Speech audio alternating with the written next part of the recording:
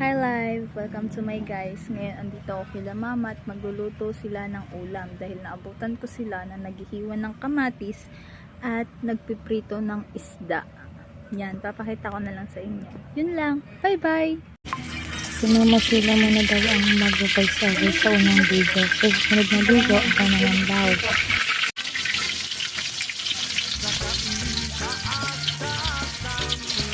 Okay, ito ngayon nasa lutuan ko tayo kung saan muna po yung bawang tapos hanggang mag-brown po siya pagkatapos sibuyas lahat na para mag-masarap tapos siwar-siwar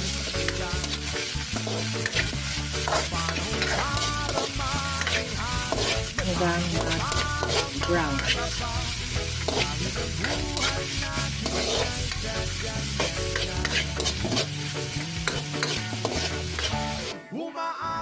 Kapag nailagay na natin ng kamatis, antayin na lang natin itong kumulo.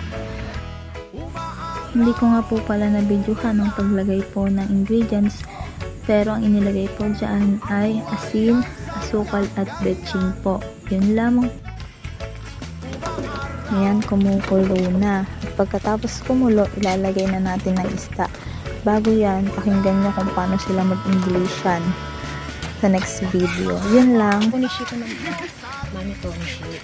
Okay, after that, you will write like this. After finishing. Okay. Ayan, correct. That the tilapia becomes tenderness. Okay, what are you waiting for? Hoy, sugar meron na yan. yeah, I have it ready. Yanan. Yeah. Nagluto lang ng tilapia, Englishera na. Ito na ang finished product. Yun lang. Bye-bye.